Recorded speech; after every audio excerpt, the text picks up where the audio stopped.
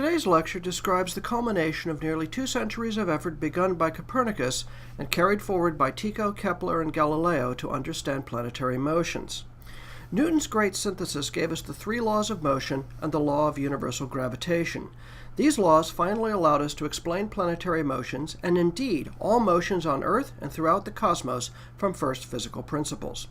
Newton's work swept away the last vestiges of the Aristotelian view of the world that had held sway for more than 2,000 years and marks the beginning of modern science. Isaac Newton was born in rural England in 1642. He grew up in the town of Woolsthorpe, an agricultural area. His mother was married to a wealthy farmer who unfortunately died shortly before Newton was born.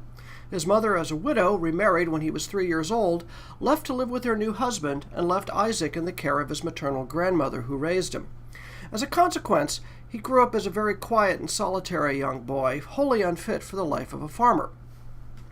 As relatively poor rural England, he was able to go to one of the free king's schools, where he caught sufficient attention with the locals that he was able to gain a work-study scholarship to Cambridge, where he entered Trinity College in 1661. A somewhat undistinguished student, Newton went through the usual curriculum, which included Aristotelian physics and the Ptolemaic system, as well as a very healthy dose of theology. Part of the role of Cambridge University at this time was to train ministers for the Church of England. However, he did not stick to this curriculum. He supplemented with his own reading the works of Copernicus, Galileo, and later through translation, he discovered the works of Johannes Kepler. He graduated in 1665, kind of in the middle of his class, and was about to move on to further work at Cambridge when his studies were interrupted by the coming of the Great Plague. The Great Plague, a recurrence of the bubonic plague that swept through England in 1665, closed Cambridge University for 2 years. Newton had no choice but to return to his home in Woolsthorpe to wait out the end of this disease. During this time, Newton was not sitting on his hands. During his 2-year break in Woolsthorpe, he invented the integral and differential calculus, developed the binomial theorem that is one of the fundamental bases of modern statistical theory, did fundamental work on optics, and formulated the 3 laws of motion and the law of universal gravitation. However, he published none of this work for many years. At the end of the plague in 1667, he returned to Trinity College, first becoming a fellow of the college, but unlike many of the fellows of his time, did not become ordained as a minister in the Church of England. He had deeply held beliefs, but these beliefs did not necessarily conform to the religious orthodoxy of the time. So long as he kept these beliefs largely to himself, he was tolerated and continued on at Cambridge. However, his skill in mathematics began to be noticed, and in the year 1669, he succeeded to the Lucasian Chair of Mathematics, becoming the second professor to hold that chair. The Lucasian Professor of Mathematics at Trinity College is one of the most distinguished professorships in the world. To give you some idea, the current holder of the Lucasian Chair is Stephen Hawking. Edmund Halley, a member of the Royal Society, visited Newton in Cambridge a number of years later, coming to him with a question. A group of him and his friends were discussing the problem of how objects should move under the influence of a central force, and Halley came to ask Newton what his opinion on the matter was. Newton answered right away. An object moving under the influence of a central force would follow an ellipse with the center at one focus. Halley was stunned by this answer and asked Newton how he knew this. Newton replied, "That I have computed it." No one had ever come up with such a computation to show from first principles that objects moving under the influence of a central force should follow what was, in effect, Kepler's first law of planetary motion. Halley asked Newton to show him how he had done the calculation, but unfortunately Newton had done it so many years ago he'd essentially lost the notes. But he promised to write his results up for Halley. This began a multiple-year effort on the part of Halley to wheedle, cajole, beg, and ultimately offer to pay the full cost of publication out of his own pocket if Newton would just write down his discoveries in planetary motions. The resulting book, published in 1687 by the Royal Society of London, was entitled in Latin Philosophiae Naturalis Principia Mathematica, the mathematical principles of natural philosophy. The Principia, as it is known for short, is one of the most important and pivotal books in history. It is truly one of those rare books that really did change the world.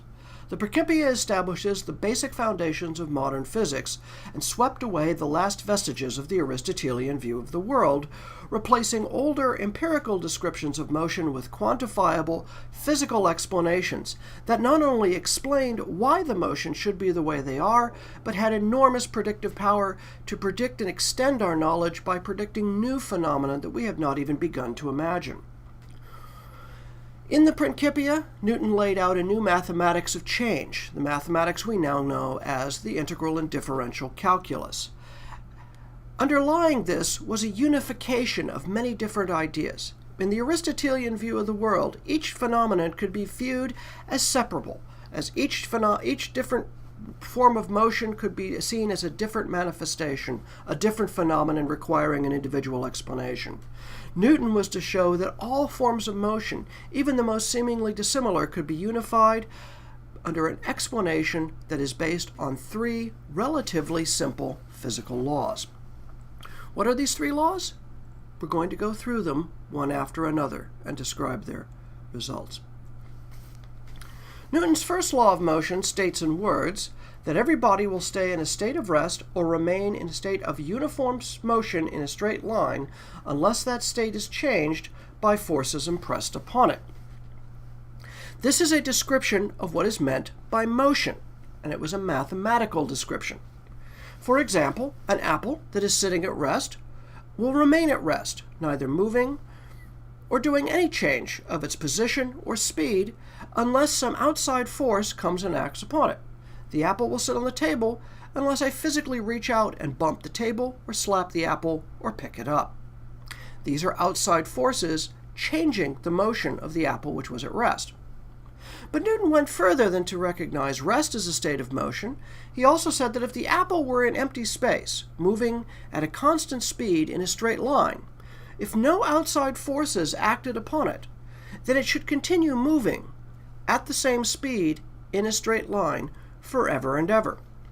Newton's insight here was to recognize that uniform motion in a straight line was much the same as rest. It was a fundamental state of motion, and one could not change that motion unless one imposed a force upon it.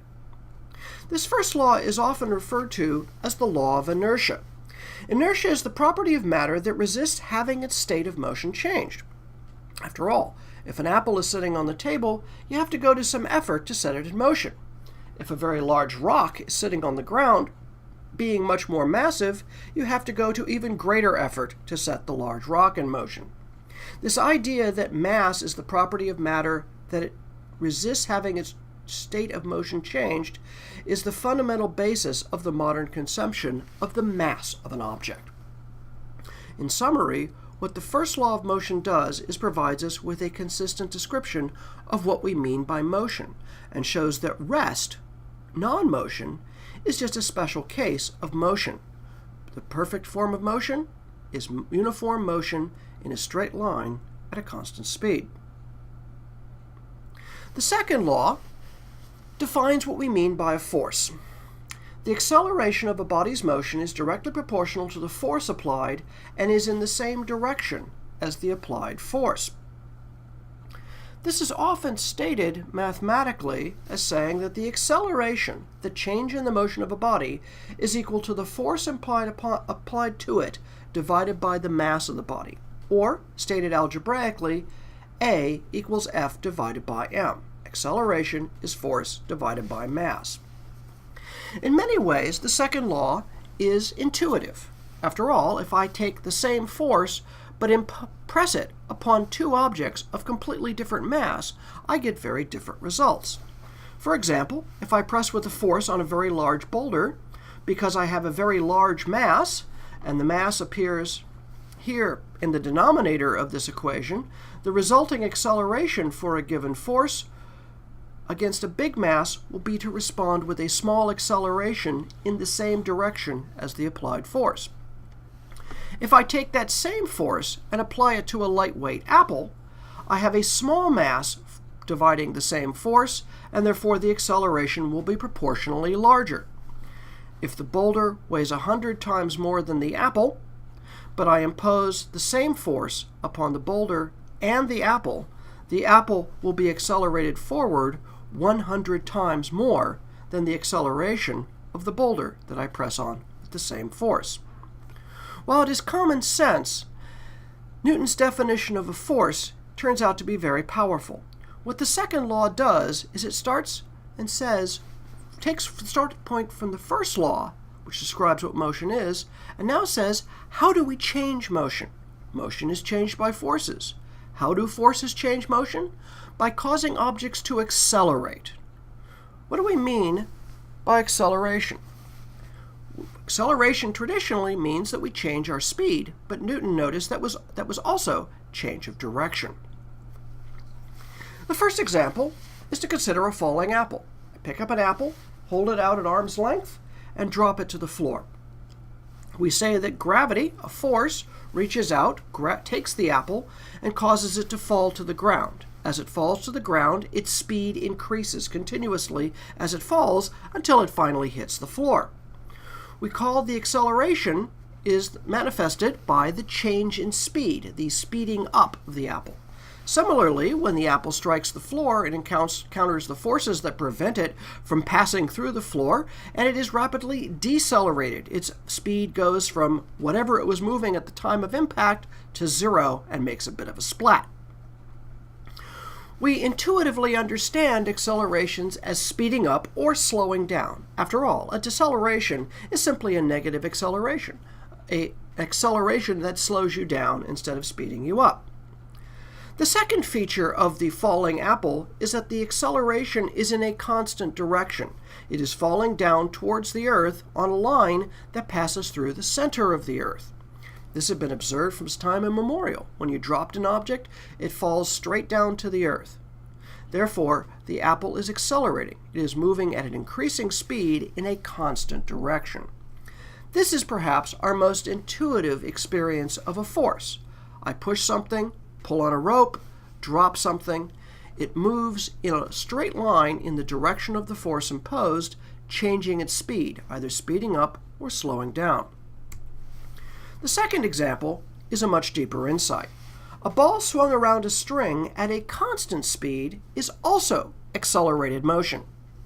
Newton recognized that acceleration, change of motion, does not only mean change of speed, it could mean change of direction of the motion at a constant speed. For example, if I affix a ball to a string and spin it around my head at a constant speed, one might see that as uniform circular motion. The ball's trajectory is a circle, and its speed is constant. By definition, uniform circular motion. But Newton noted that while the speed was constant, the direction of motion was constantly changing. As the ball is swinging around the circle, its natural tendency, according to the first law, would be to move off in a straight line. But it is constrained by the forces being transmitted to the ball through the string to curve onto an arc. And while it's moving at a constant speed, the direction of that motion is constantly changing. It's along a line tangent to the circular trajectory. And therefore, while its speed is constant, neither speeding up nor slowing down, its direction constantly changing constitutes acceleration. Why is it accelerating? Because it is feeling a force. What is that force? The force impressed upon it through the string tied, trying to pull it to the center, constraining it to move on a circular trajectory. If, however, the string were to break, the ball would then fly off in a straight line at a constant speed, the speed that it had instantaneously at the moment the spring broke, once again obeying the first law. Therefore, what Newton concluded was that while the natural tendency of an object was either to be at rest or to be moving at a constant speed in a straight line, the first law, that any force that acts from the outside to change that motion, either to set an object in rest at motion, or bring a moving object at rest, or to deflect an object from its natural straight line constant speed course, must therefore cause what's called an acceleration. and that acceleration should be inversely proportional to mass. The bigger the object, the more the mass resists being moved, the smaller the acceleration. In many ways, these are common sense statements of our everyday experience of interactions between objects. But Newton's deep insight was to show that one could quantify these interactions mathematically, and he extended the notion of acceleration not just to change in speed, but to change of direction. And therefore, more generally speaking, an acceleration is either a change in speed, speeding up or slowing down, or a change in direction, deflection at a constant speed, or both. To Aristotle, this ball swinging around a string is in uniform circular motion. You can see it's moving at a constant speed around a simple circular path. Aristotle would have claimed that this object is not being accelerated at all because its speed isn't changing. It's neither speeding up nor slowing down. But Newton had a completely different view. Newton said that an object only changes its direction or its speed in the presence of a force. Well, the speed is constant, but the direction is constantly changing around and around as we go. Once up, once down, once left, once right, and all the way around the circle. Newton says this object is accelerating. And manifestly from the experiment it is, because I can feel the force I have to be putting through the string, keeping it swinging around. As soon as I let that force off, it just basically falls back down and stops moving. Newton's key insight was the understanding that acceleration is not just speeding up and slowing down, our everyday notion of accelerations, but also a change of direction of that motion at a constant speed. The second law tells us that this must be so, and I can understand completely and predict the motion of the ball swinging around the string just by using force equals mass times acceleration. I can even change the direction of the swing so that I'm swinging it over my head. As I move it around, if I want it to go faster, I have to put in more force, but when I regularize that force, it swings around at a constant speed, but the direction is continually changing due to that acceleration. Now, what would happen if the string were to break or I were to release the ball? That's when Newton's first law comes into play. In the absence of forces, the natural tendency of an object is to move in a straight line at a constant speed. And there it goes. It doesn't follow the arcing path that was impressed upon it by my accelerated motion. It flies off in a straight line at the position it was moving at the time that I let go of the string. The final and third law is in many ways perhaps the least intuitive, but also one of the most important to completing the whole. The third law of motion stated that for every force applied to a body, there is an equal and oppositely directed force exerted in response. Or, put in more modern words, to every action, there is an equal and opposite reaction. This is not immediately intuitive, but it is vital for understanding the interplay of forces in the natural world. Consider for the moment a boat being dragged down a canal by a horse, a familiar sight in Newton's England. Indeed, barges on the Cam River were one of the principal ways to transport cargo and people along the river. Now, we would normally think that the boat is moving because the horse is pulling forward on the boat through the rope. But Newton pointed out that one could equally show that the boat is pulling backwards on the horse with the same but opposing magnitude of force. The force being transmitted through the rope works in both directions. In other words, forces always come in pairs, and it's an irreducible fact of the world. We aren't always sensible of this because the interplay of forces between objects is often very complicated. We often think of force in terms of the agency imposing the force. If I'm the one pushing on a rock, we think of ourselves as the only agency of force, and that the only force in play is the force of our muscles pushing on the rock. But indeed, the rock is actually pushing back upon us. It's just that we live in a world of friction and gravity, and those interactions are often hidden to our senses. But when we go into space, and when the force we're dealing with is the force of gravity between two bodies, the indivisible pairing of all forces becomes immediately manifest. The three laws of motion provide us with a complete description that we need to describe all motions. In summary, the first law of motion states that an object in motion or at rest stays in motion or at rest unless acted upon by an outside force. The first law asks the question, what is motion? The second law of motion states that forces cause accelerations in the same direction and proportion as the applied force, and inversely proportional to the mass of the object. Stated algebraically, acceleration equals force divided by mass, or flipped around into a perhaps more familiar form, force equals mass times acceleration. The second law defines what we mean by a force. That force includes acceleration that's not only change in speed, but also can include change in direction. It tells us how forces change motion. The third law ties them all together and says that to every action there is an equal and opposite reaction. Or in other words, all forces come in equal and opposite pairs. The first law tells us what motion is. The second law tells us how forces change motion by causing accelerations, and the third law tells us how forces interact. These three give us a complete, mathematical, quantifiable description of motion, and not just the motion on Earth, but indeed all motions everywhere throughout the universe.